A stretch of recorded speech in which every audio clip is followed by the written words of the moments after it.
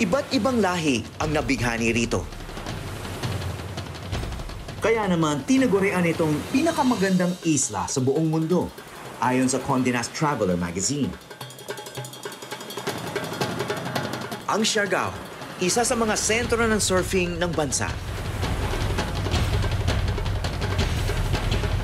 Pero biglang nag-iba ang ihip ng hangin. Ang islang bumabangon pa lang mula sa pandemya, muling pinadapa ng pinakamalakas na bagyo sa taong 2021. That's when I saw coconut trees bending and yung mga yero ng roofing ng kabilang ng schools and evacuation centers, you can see them flying. Sabi ko parang wala na talaga, mamatay na siguro kami nito.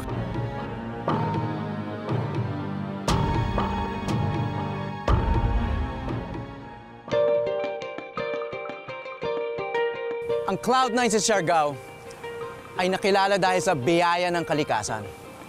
Pero isang araw, halos 2 taon na nakalipas, winasak ito ng kalikasan. Mahirap isipin noon kung paano pa ito mabangon.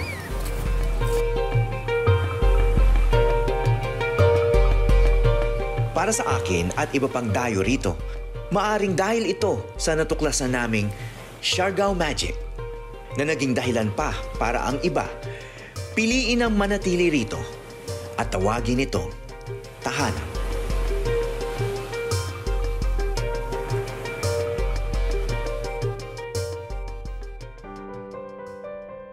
Ito ang una kong biyahe sa eroplano mula na magsimula ang pandemya. Dumalo ako rito noon para sa isang bamboo bootcamp para mapalawak pa ang kaalaman ko tungkol sa kawayan.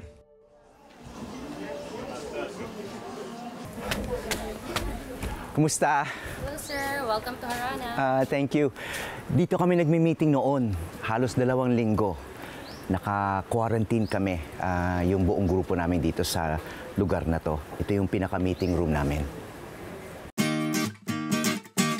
Dahil sa maliit naming komunidad, lalo akong napamahal sa isla. Pero ilang linggo matapos kong lisanin ang Siargao, sinalanta ang isla ng pinakamalakas na bagyo noong taong yon, ang bagyong Odette.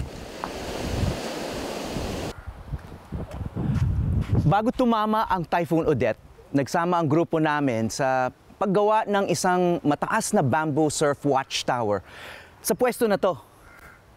Dahil ito'y isang prime surf area kung saan may mga nagaganap na surfing competition. At yun ang naging master project ng grupo namin. Pero ngayon, wala na siya.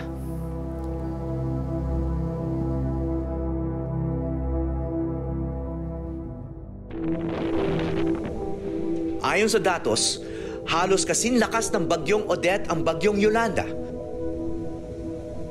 na nananatiling pinakamalakas na bagyong tumama sa bansa.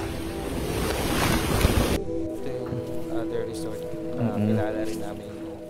Ang restaurant manager ng Harana Surf Resort na si Jason Pinaro, hindi lang nasaksihan ang nawasak na watchtower. Naranasan niya mismo at ng kanyang pamilya ang hagupit ng bagyo.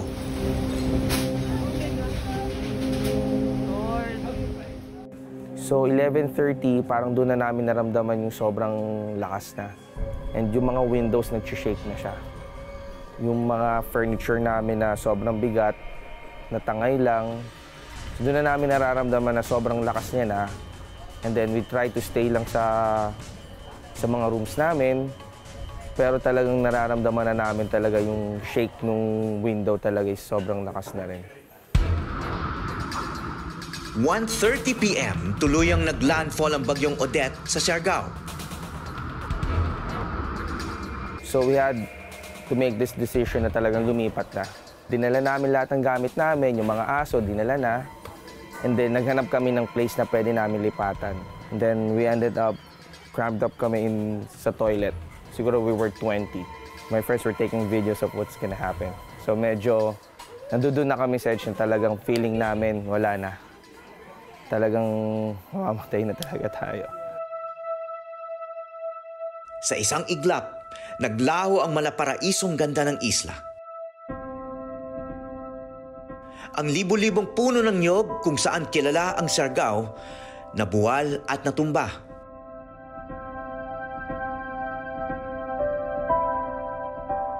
Halos walang maayos na establishmento kang makikita.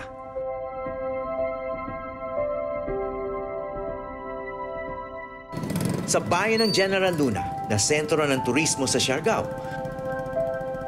umabot sa mahigit 70% ng mga resort at restaurant ang nawasak. Nabuwag ang sikat na boardwalk at viewing deck sa Cloud9, na kilalang surfing spot sa isla. Halos 2 taon na ang nakalipas, pero ang ilan sa mga nawasak na gusali nananatiling sira pa rin hanggang ngayon. Tulad ng restaurant na ito na pag-aari ng surfer na si Aping Agudo. Tubong Siargao si Aping at mula sa pamilya ng mga surfer.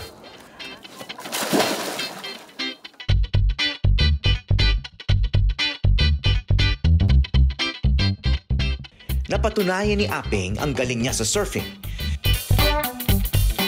Iba't ibang local at international surfing competitions na ang kanyang napagtagumpayan.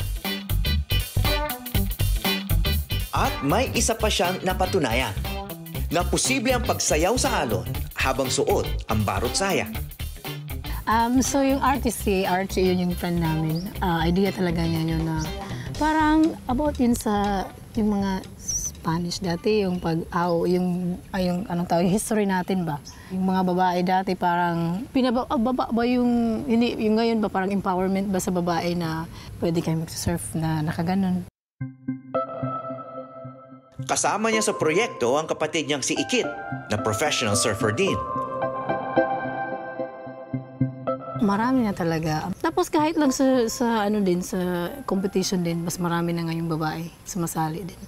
O tas yung sa World Surf League din, pinano nila na equal na yung prize money.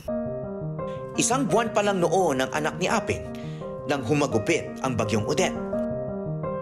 Sobrang lakas talaga. Sobra talaga. Akala na mamatay na kami. Tapos, may isang room na doon kami nagtago ng anak ko tsaka yung nanay ko, pero doon pala yung direction ng hangin. So parang yung door parang mag-stretch talaga siya. Sa isip ko, baka ilagay ko na lang yung baby ko sa washing machine para lang in case ba na ma-open talaga yung door, tas yung mga glass, mga kahoy, baka matamaan ba. Pero buti na lang mga after 1 hour and a half siguro yun, nag-ano naman yung direction ng hangin. Oo, so nakalabas kami. Walang nasaktan sa pamilya ni Aping, pero nawasak ang kanilang restaurant. Minsan everyday, pag magpunta ako dito, parang nasistress ako kasi maalala ko yung nangyari. So, sana this year, namin to, ma-fix ulit. Nang humupa ang hangin, nakita nila ang matinding pangangailangan ng mga tao sa malinis na tubig. Nagtayo sila ng water station para makapagbigay ng libre at malinis na tubig sa kanilang lugar. So, dito, makikita nyo, yung water filtration system namin. Ito yung isa sa mga fundraising na ginawa namin. Marami talaga kami nagawa everyday dati. Siguro mga more than 100 a day. Yung malaking galon ng tubig. Sa pagtutulungan nila magkapatid, nakapagpatayo rin sila ng mahigit 100 bahay para sa nasalanta ng bagyo. Si Ikit yung nag-order ng mga gamit dun sa materyales sa Davao tsaka sa Butuan. Sa lahat nangyari, parang lang talaga, grateful lang naman talaga sa lahat ng sa nangyari ba. Grateful naman din kami talaga na meron kaming mga tao na nakilala na tumutulong talaga. Kaya ako nga parang sa COVID, sa typhoon, tapos nag-COVID na naman ako panganak, tapos yung parang sobrang dami ng na-experience ko na akala ko wala talaga, pero yun nga, laban lang talaga sa buhay. Tapos yun, sa Panginoon din, may hindi ko alam, Parang naging emotional na ka. Sa lakas ng hanging dala ng bagyo, nagmistulang tinuklap na papel ang bubungan ng sports complex na ito sa Siargao. Makalipas ang 2 taon, ay wasak pa rin ang gusali. Nakatiwangwang at hindi napakikinabangan.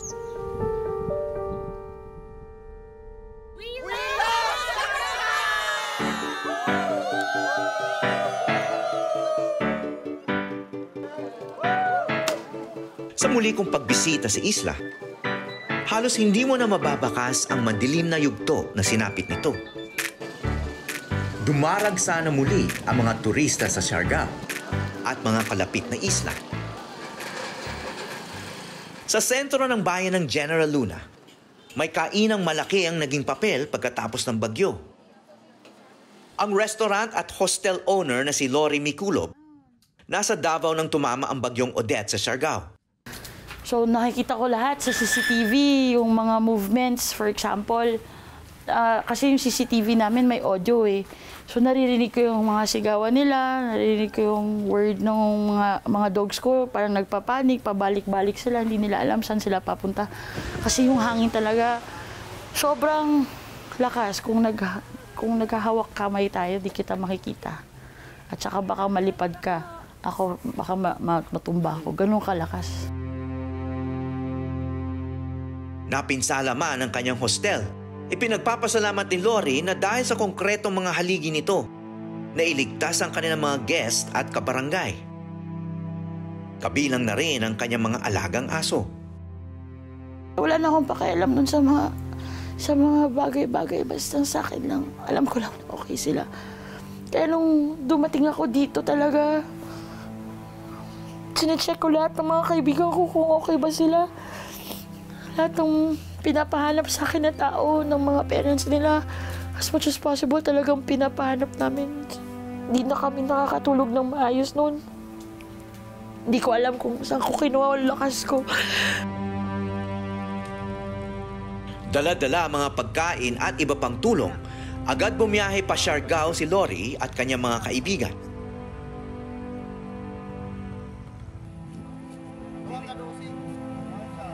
Noong marami ang paalis ng isla pagkatapos ng bagyo,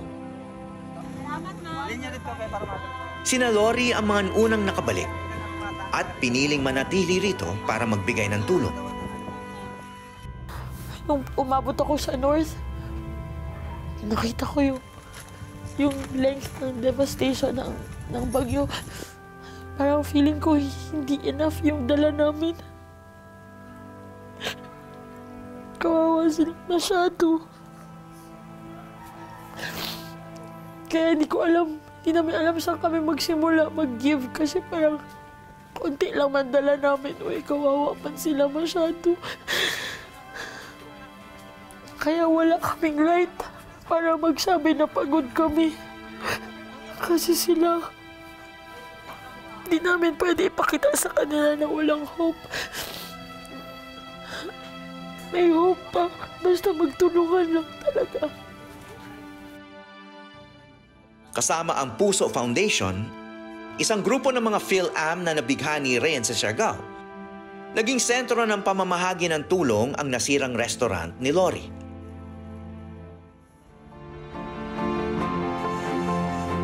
Nakita nila ang isa pa sa mga pangunahing pangangailangan sa isla.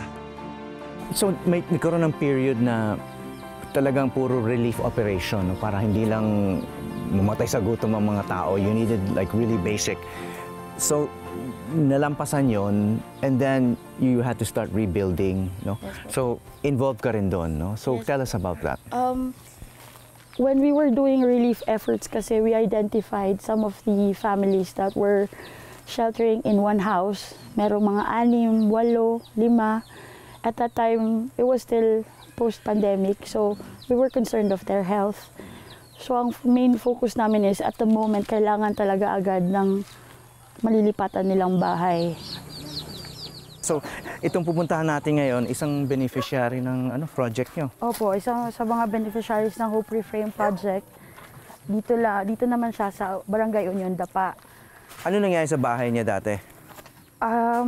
Nung nakita namin siya, nakatira sila sa old pig pen na warak-warak na. Tapos nung chinek namin kung how they are, nakita namin na ang kanilang sleeping, ang kanilang sleeping quarters is made of chicken coop. So parang ang hirap naman nung parang nagko-coop up lang sila sa isang parang banukan para lang matulog. So ito na? Ito na po. Okay. This is a family of 5. Si Hello. Ate Daday, Kumusta? Kuya Jeff. Hawi. Hello. Kumusta? Mga anak nyo? Oh, wow. Hello. Nice. Actually po, nung pag-endorse namin sa kanila nung bahay, mga ilang minuto lang, nanganak si ma'am. So it was really a buntis kayo blessing. nun? Opo, Oh it was my. really a blessing na natapos agad ang bahay. Meron na silang mapagtitirhan agad.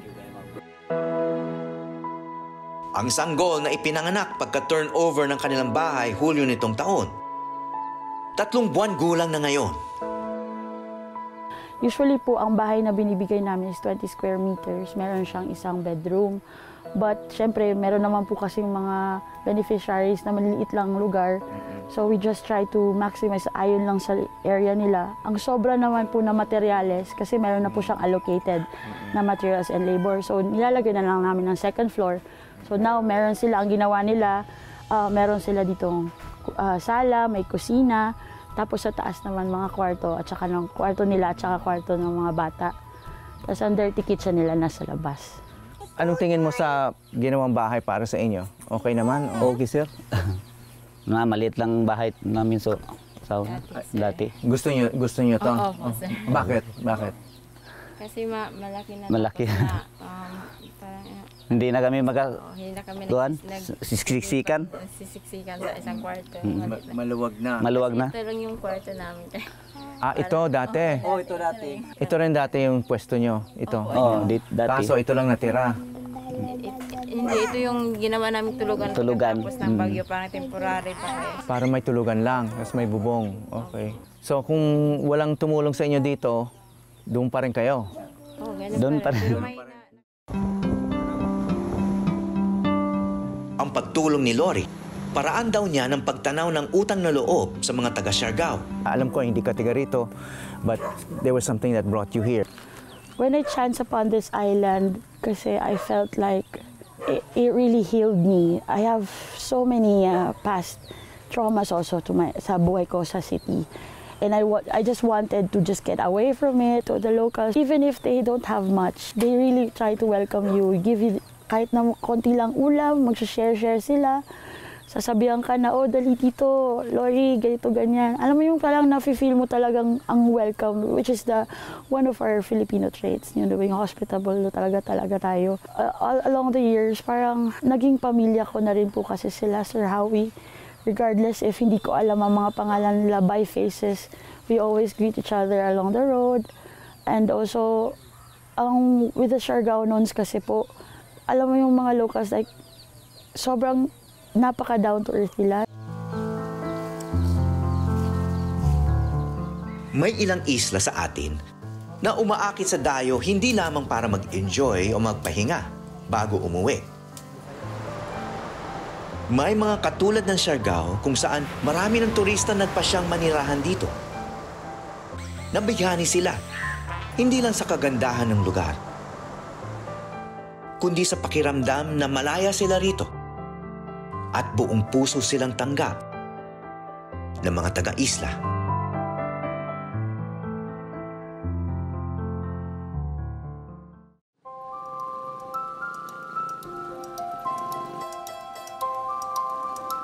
Sa lahat na naging katrabaho ko sa GMA, si Queen Melo Esguera ang hindi ko inaasahang magiging masaya sa probinsya. Maging sa Bukirin. Ngayon, mas madalas na siya rito sa Siargao kaysa sa Maynila.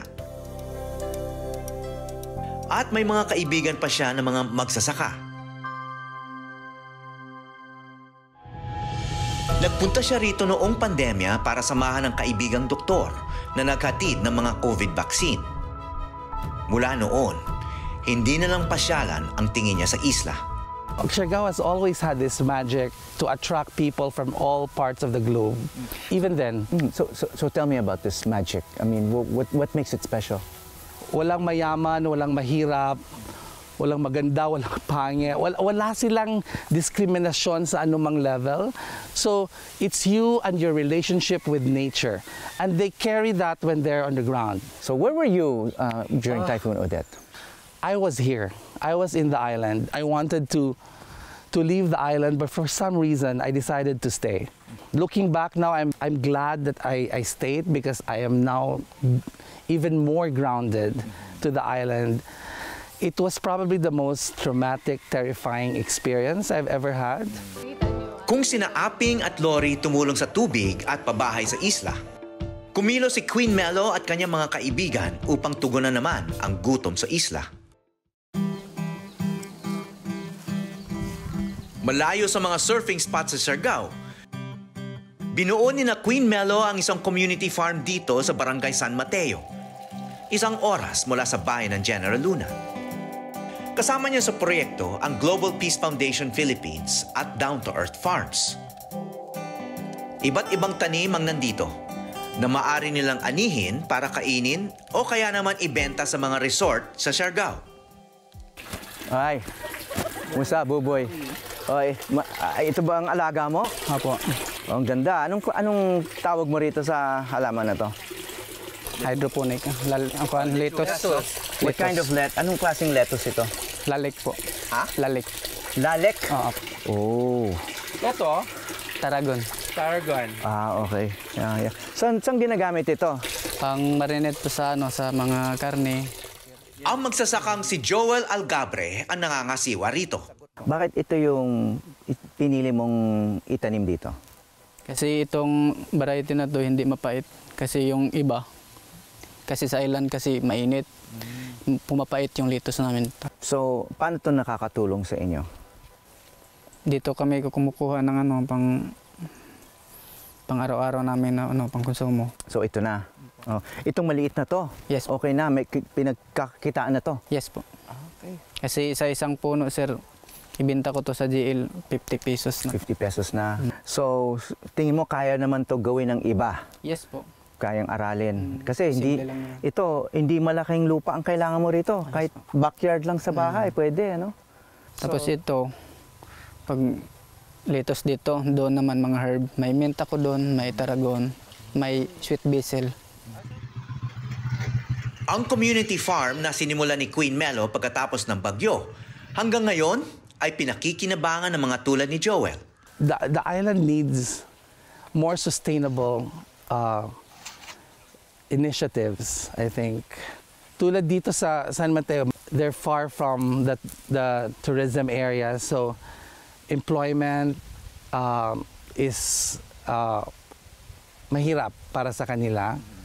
So it's good that they're farming now because it can really help them not just address food shortage for their homes, but eventually become entrepreneurs and earn from their farm.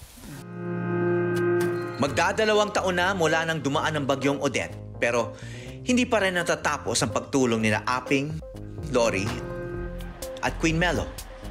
Dahil alam nilang hindi lang isang beses tatama ang bagyo sa kanilang isla. Sa kabila ng tulong ng mga voluntaryo, hindi dapat isantabi ang malaking papel ng gobyerno sa pagtugon sa ganitong mga sakuna. First of all, national concern. Ano ang magawa ng national government? Kasi what I learned is if there is a good communication system para hindi kami mahiwalay sa mainstream, dapat handa talaga ang LGU sa anumang mga kalamidad na darating.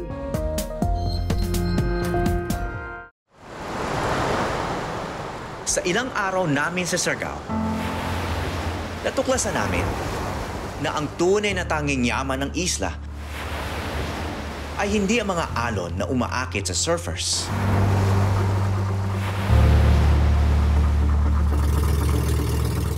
Kundi ang pinakamalawak at maaring pinakamahalagang bakawan sa buong bansa. na siyang basihan ng pagdedeklara ng pamahalaan na maging protected area ang Siargao. Sa bayan ng Del Carmen, halos 9,000 ektarya ang mangrove forests. Natahanan ng maraming uri ng isda at ibang hayop pandagat.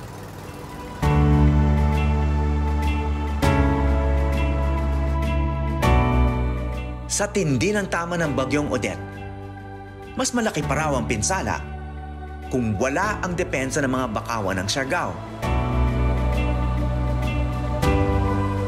Kaya bahagi ng sinasabing Siargao Magic ay hindi lamang ang pagkikisama ng mga tao, kundi ang pakikiisa nila sa pag-aalaga ng kalikasan. At sa oras ng peligro, nagkakaisa rin sila sa pag-aalaga sa isa't isa. Mula sa isla ng Siargao, ako po si Howie Severino at ito ang Eyewitness.